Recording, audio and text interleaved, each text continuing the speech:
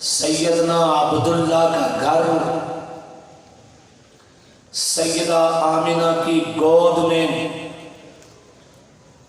حضرت عبداللہ کے لخت جگر سیدہ آمنہ کے نور نظر کونین کے تاجدار حضور اکرم صلی اللہ علیہ وسلم کی ولادت با سعادت ہوئی۔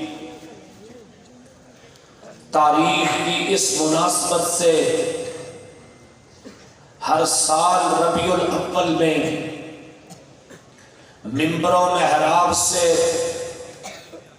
حضور اکرم صلی اللہ علیہ وسلم کا تذکرہ عام دنوں کی نسبت زیادہ ہوتا ہے۔ آج کا یہ جلسہ ایک دینی علمی درسگاہ میں ہو رہا ہے، اس لیے میں حضور اکرم صلی اللہ علیہ وسلم کی سیرت طیبہ کا وہ عنوان آپ کے سامنے رکھنا چاہتا ہوں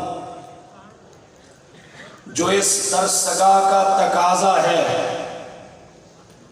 جو اس درسگاہ کا حق ہے۔ معزز سامعین، آج مورخ تاریخ کے برقوں کو پڑھتے ہوئے کھولتے ہوئے جب اس زمانے کا تذکرہ کرتا ہے، آج سیرت نگار جب اس زمانے کا تذکرہ کرتا ہے جس زمانہ میں آقا علیہ السلام تشریف لائے، تو تذکرہ کرتے وقت وہ یہ نہیں کہتا کہ دور شرک کی بات ہے، وہ یہ نہیں کہتا دور کفر کی بات ہے، وہ یہ نہیں کہتا دور قتل و قتال کی بات ہے، وہ یہ نہیں کہتا بدکاری کے دور کی بات ہے، زناکاری کے دور کی بات ہے، وہ یہ نہیں کہتا شراب نوشی کے دور کی بات ہے، وہ یہ نہیں کہتا بت پرستی کے دور کی بات ہے۔ اس دور اس زمانے کا حوالہ دینے کے لیے نہ وہ شرک کا لفظ بولتا ہے، نہ کفر کا، نہ بت پرستی کا، حالانکہ اس دور میں شرک بھی عروج پہ تھا، قتل و قتال بھی عروج پہ تھا، بدنسلی بھی عروج پہ تھی، فحاشی عریانی بھی عروج پہ تھی، عزتوں کے سوداگر بھی گلی گلی موجود تھے۔ اس کے باوجود وہ ان تمام جرائم کا ذکر نہیں کرتا، بلکہ ایک لفظ بولتا ہے، ایک لفظ۔ میں اپنے طلباء کو متوجہ کرتے ہوئے، اپنے سامعین کو متوجہ کرتے ہوئے، وہ مورخ سیرت نگار ایک لفظ بولتا ہے اس زمانے کا ذکر کرنے کے لیے، وہ کہتا ہے دور جہالت کی بات ہے۔ دور جہالت کا لفظ بولتا ہے۔ اس نے جب دور جہالت کا لفظ بولا تو جہالت میں شرک بھی آ گیا۔ اس سے معلوم ہوا جہاں جہالت ہوگی وہاں شرک بھی ہوگا، جہاں جہالت ہوگی وہاں کفر بھی ہوگا، جہاں جہالت ہوگی وہاں فحاشی بھی ہوگی، جہاں جہالت ہوگی وہاں عریانی بھی ہوگی، جہاں جہالت ہوگی وہاں بدنسلی بھی ہوگی، جہاں جہالت ہوگی وہاں قتل و قتال بھی ہوگا، جہاں جہالت ہوگی وہاں عزتوں کے سودے بھی ہوں گے، جہاں جہالت ہوگی وہاں ضمیر کے سوداگر بھی ہوں گے، جہاں جہالت ہوگی وہاں حق پائمال ہو رہے ہوں گے، جہاں جہالت ہوگی وہاں ظلم کے فیصلے ہو رہے ہوں گے۔ تو جب یہ لفظ بولا دور جہالت جہالت کی بات ہے۔ آقا علیہ السلام جہالت کے دور میں آئے، تو جب جہالت کے دور میں آئے ہیں، آئے کس مشن کے لیے، آئے کس مقصد کے لیے؟ تو ہر چیز کی ایک ضد ہوا کرتی ہے۔ جہاں شرک ہو اس کی ضد توحید ہوتی ہے، جہاں کفر ہو اس کی ضد ایمان ہوتی ہے، جہاں پہ بدعت ہو اس کی ضد سنت ہوتی ہے۔ تو ہر چیز کی ایک ضد ہوا کرتی ہے۔ وہاں جہالت تھی، جہالت کا خاتمہ کرنا تھا، جہالت کو مٹانا تھا کہ جہالت مٹ جائے گی تو شرک مٹ جائے گا، جہالت مٹ جائے گی بدکاری مٹ جائے گی، جہالت مٹ جائے گی تو قتل و قتال مٹ جائے گا، جہالت مٹ جائے گی شرک کا خاتمہ ہو جائے گا۔ تو جہالت کو مٹانے کے لیے پروردگار عالم نے علم کا مینار دھرتی پہ اتارا۔ جہالت کو مٹانے کے لیے پروردگار نے علم کا آفتاب روشن کیا۔ یہ آسمان کی چھت پہ طلوع ہونے والا آفتاب رات کے وقت یہ چھپ جاتا ہے، رات کے وقت غروب ہو جاتا ہے، لیکن جو ہدایت کا آفتاب بن کے آ رہا ہے، جو ہدایت کا، جو علم کا مہتاب بن کے آ رہا ہے، جو علم کا مینار بن کے آ رہا ہے، جو علم کا سورج بن کے آ رہا ہے، پروردگار عالم نے اس کے لیے طلوع تو رکھا ہے، غروب کوئی نہیں۔ جب وہ طلوع ہوتا ہے تو بلندیوں سے بلندیوں کی طرف جا رہا وہ علم کا آفتاب محمد الرسول اللہ ہے۔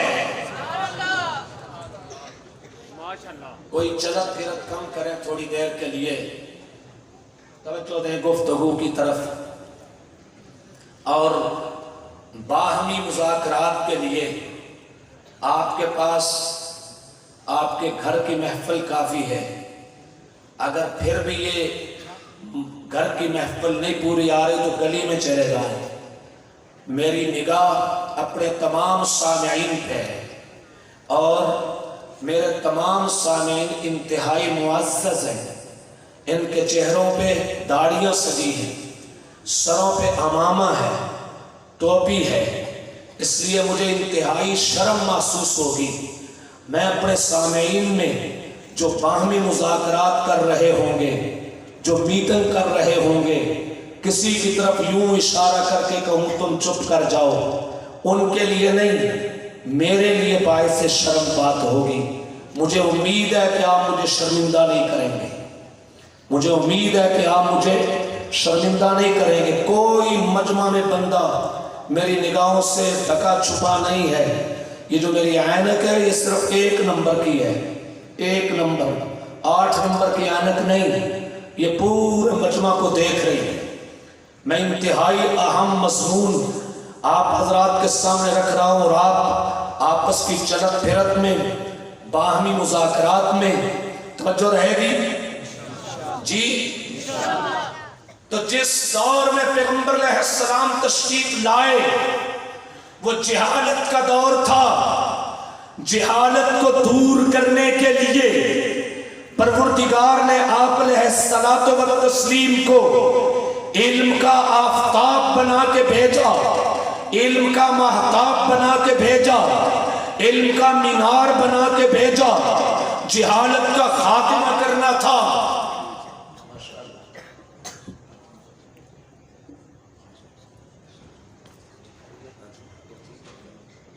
خطیب پاکستان علامہ عثمانی صاحب تشریف لا چکے ہیں۔ جہالت کا خاتمہ علم سے ہونا ہے۔ دیکھنا ہر چیز کے خاتمہ کے لیے طاقت اور قوت اسی کی نسبت سے ہوتی ہے۔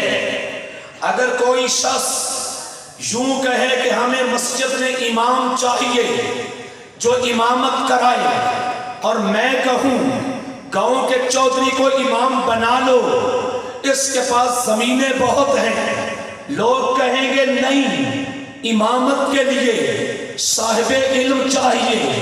اگر کوئی شخص کہے کہ جناب والا ہمیں اپنے ہسپتال کے لیے ڈاکٹر چاہیے، کوئی شخص آ کے کہے ایم پی اے کو رکھ لو، اس کے پاس فنڈ بہت ہوتے ہیں، تو آپ کہو گے نہیں، جس منصب کے لیے، جس بیماری کے لیے ہم علاج چاہتے ہیں اس کے لحاظ سے دیجئے۔ جہالت کا علاج طاقت کے ساتھ نہیں، جہالت کا علاج دولت کے ساتھ نہیں، جہالت کا علاج زمینوں کے ساتھ نہیں، جہالت کا علاج جاگیرداری سے نہیں، جہالت کا علاج روب دبدبا سے نہیں، جہالت کا علاج جتھے سے نہیں، جہالت کا علاج کنبے قبیلے سے نہیں۔ اگر کنبے قبیلے سے جہالت کا علاج کرنا ہوتا تو پھر ابو جہل وہ جہالت نکاتا جو خود بھی ابو جہل ہے، اور اگر جہالت کا علاج دولت کے بل بوتے پہ ہوتا تو مکہ مکرمہ میں بڑے بڑے دولت مند تھے، جہالت کا علاج کرنا تھا، پروردگار نے جہالت کا خاتمہ کرنا تھا، پروردگار نے تو جہالت کے خاتمہ کے لیے نہ جاگیردار چاہیے نہ زمیندار چاہیے، جہالت کے خاتمہ کے لیے نہ کنبے قبیلے والا نہ جتھے والا چاہیے، بلکہ جہالت کا علاج کرنے کے لیے ایسی شخصیت چاہیے تھی جس کے اندر دو صفتیں موجود ہوں۔ پہلی صفت یہ ہو کہ اس کا وہ عالم پختہ ہو، وہ عالم پختہ ہو، وہ معلم پختہ ہو، اور دوسری صفت یہ کہ اس کے پاس نصاب تعلیم بھی کامل ہو، وہ استاد بھی کامل ہو اور اس کے پاس نصاب بھی کامل ہو۔ استاد کامل ہوگا اور کتاب کامل ہوگی، تب جا کے جہالت کی جڑیں کٹے گی، تب جا کے جہالت ختم ہوگی۔ تو رب العالمین نے 1496 سال پہلے کی جہالت کو مٹانے کے لیے ایسی ہستی کو بھیجا جو اپنے وقت میں معلم بھی کامل تھے، اور جو وہ نصاب لے کے آئے وہ نصاب بھی کامل تھا۔ وہ معلم ہے محمد الرسول اللہ اور وہ نصاب ہے قرآن کریم۔ معلم کامل، دو چیزیں چاہیے تھیں، استاد کامل اور نصاب کامل۔ استاد کامل نے نصاب کامل انسانیت کو پڑھانا شروع کیا۔ یہ الگ بحث ہے کہ استاد کامل کسے کہتے ہیں، استاد کامل بنتا کس طرح کا ہے۔ دنیا کے بڑے بڑے دانشور سر جوڑ کے بیٹھے، دنیا کی بڑی بڑی یونیورسٹیوں کے پرنسپل چانسلر سر جوڑ کے بیٹھے، اور انہوں نے کہا کہ کوئی معیار طے کرو کہ استاد معیاری ہو۔ معیاری استاد ہونے کے لیے انہوں نے کہا جس استاد میں 4 صفتیں ہوں وہ استاد معیاری ہوتا ہے، وہ استاد کامل ہوتا ہے۔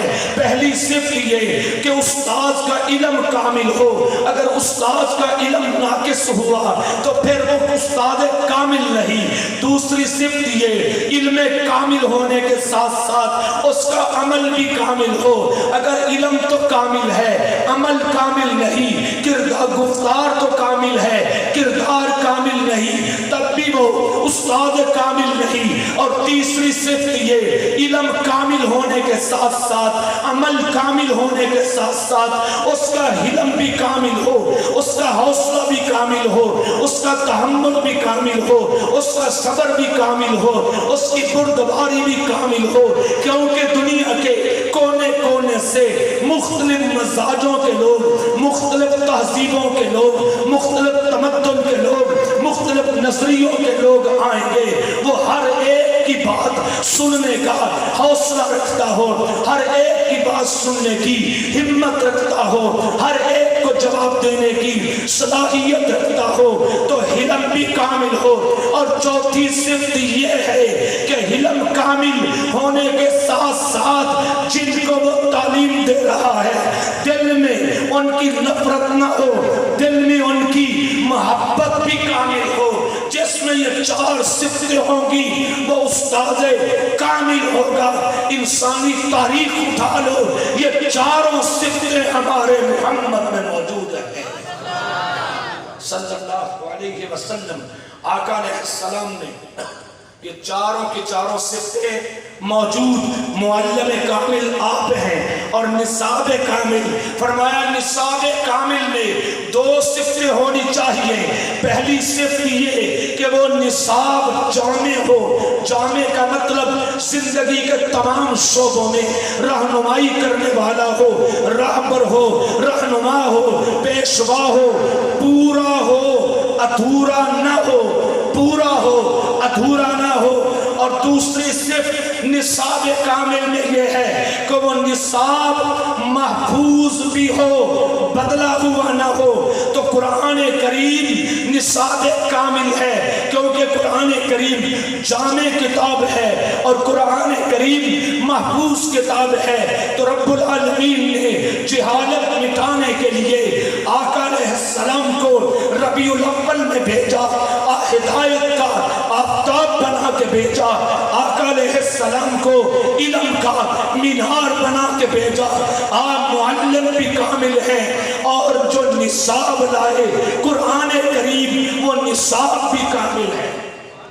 آخری بات ہے کہ گفتگو معلم کامل نے انسانوں کو نصاب کامل پڑھایا کہ نہیں پڑھایا؟ نصاب پورا کیا، پورا نصاب پڑھایا کس نے؟ معلم کامل نے، اور پڑھایا گیا نصاب کامل۔ معلم کامل نے نصاب کامل پڑھایا، جن کو پڑھایا پھر وہ کیا بنے؟ ان پر اثرات کیا ہوئے؟ میں ان کے لیے بھی ایک لفظ دیتا ہوں۔ معلم کامل نے جب نصاب کامل پڑھایا، جن کو پڑھایا وہ بنے انسان کامل۔ وہ کیا بنے؟ انسان کامل۔ سارے کے سارے صحابہ کرام انسان کامل ہیں۔ تو معلم کامل نے نصاب کامل پڑھا کے ایک ایک صحابی کو کامل بنایا۔ ان کا امتحان رب نے لیا، امتحان لے کے پروردگار عالم نے ان کو علم کی، عمل کی، تقوی کی، قابلیت کی ڈگریاں عطا فرما دی۔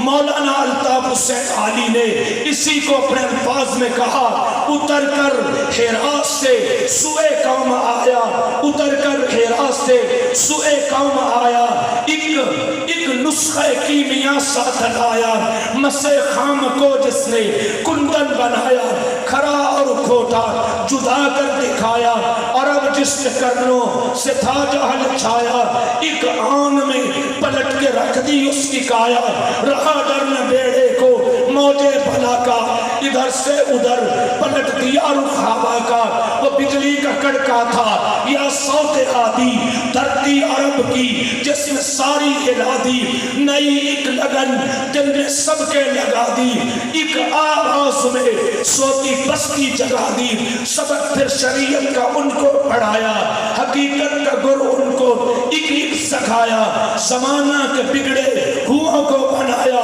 بہت دیر کے سوئے ہوں کو جگایا، اٹھ پڑا ہر طرف گل کہ یہ پیغام حق سے گونج اٹھے ہیں دشت و جبل نام حق سے۔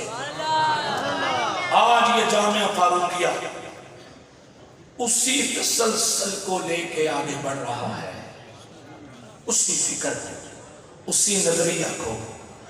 اگر 14 صدیوں بلکہ 15 صدیاں، 14 کا نقص پرانا ہو گیا، آپ کہو گے ہم تو 14 ہی سنتے آئے مولانا، آپ 15 کیسے کہہ رہے ہیں؟ 1443 ہجری چل رہی ہے۔ کون سی؟ 1443۔ اور حضور نبی کریم صلی اللہ علیہ وسلم نے ہجرت فرمائی اعلان نبوت کے 13 سال بعد۔ 43 میں 13 کو جمع کر لیں، اور پھر اعلان نبوت 40 سال کی عمر میں ہوا، یعنی 43 میں آپ 53 جمع کریں تو یہ 96 سال بنتے ہیں۔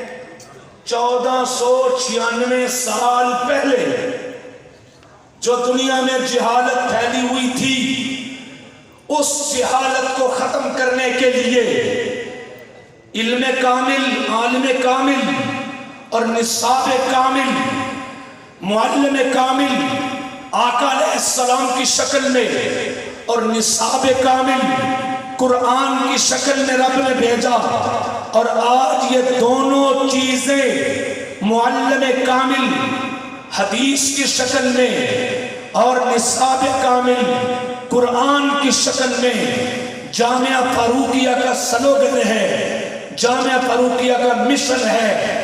اس کو لے کے یہ جامعہ فاروقیہ اس خطے کی جہالت کو مٹانے کے لیے کہ علم گھر گھر پہنچ جائے اور جہالت در بدر ہو جائے، علم گھر گھر ہونا چاہیے، جہالت در بدر ہونی چاہیے، اس کے لیے آج بھی ہمیں اسی نہج پہ آنا ہوگا، اسی ڈگر پہ آنا ہوگا۔ لہذا آپ حضرات عزم کیجئے، ارادہ کیجئے، ہم علم کے ان روشن میناروں سے فائدہ اٹھاتے رہیں گے اور اپنے لہو سے، اپنی جان سے، اپنی مال سے ان چراغوں کو جلاتے رہیں گے، ان چراغوں کو جلاتے رہیں گے۔ دنیا کے چراغ آئل سے، گھی سے، تیل سے روشن ہوتے ہیں، یہ علم کا چراغ اگر ہمارے خون جگر مانگے گا، ہم اپنا خون جگر دے کے اس کو انشاءاللہ روشن رکھیں گے۔ السلام علیکم۔